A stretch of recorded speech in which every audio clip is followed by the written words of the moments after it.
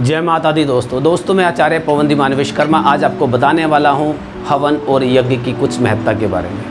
हिंदू धर्म के अंदर यज्ञ और हवन की परंपरा सदियों से चली आ रही है और ये जो परंपरा है वो हमारे सनातन संस्कृति की देन है। हमारे जितने भी वेद हुए, पुराण हुए, जितने भी ग्रंथ हुए, इन सब के अंदर यज्ञ और हवन की बहुत ज़्यादा महत्ता बताई गई है। इसमें बताया हुआ है यदि आप अपने किसी उद्देश्य की पूर्ति करना चाहते हैं तो यज्ञ और हवन एक सुलभ माध्यम बताया गया है। हमारे गीता के अंदर, महाभारत के अंदर और जो भी हमारे धर्म ग्रंथ हुए उसके अंदर बताया हुआ है कि यदि आप यज्ञ और हवन के माध्यम से कोई भी इच्छा पूर्ति करना चाहते हैं तो बहुत सरल और सुलभ माध्यम बताया गया है।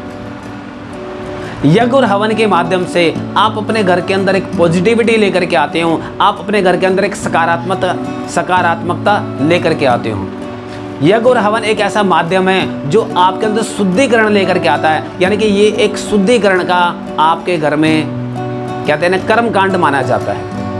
यज्ञ और हवन होता क्या है? यज्ञ और हवन के अंदर जो अग्नि प्रज्वलित होती है, उस अग्नि के माध्यम से जब आप अपने देवी देवता को, उस परमपिता परमेश्वर को जो भी आहुति देते हो, यानी कि कहने का मतलब है दोस्तों, जब आप यज्ञ और हवन के माध्यम से उस परमपिता परमेश्वर का, उस भगवान का, उन देवी देवताओं का जब आप उनकी उपासना करते हो, उनका पूजन करते हो, तो उसको बोलते हैं हम यज्ञ और हवन।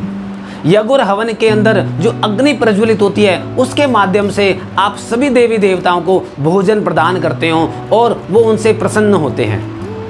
यज्ञ और हवन जो होता है, यानी कि जब आप कोई भी पूजा करते हो, कोई भी मंत्र करते हो, बगैर यज्ञ और हवन के वो पूर्ण नहीं होता।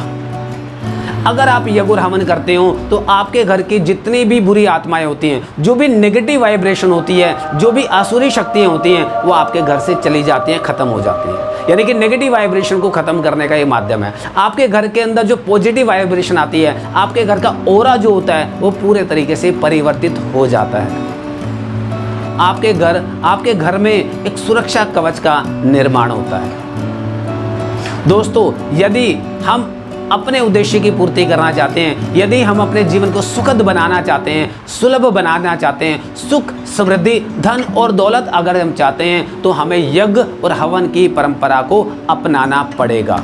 तो दोस्तों, आइए लौटते हैं हम अपनी सनातन संस्कृति की तरफ। Thanks a lot.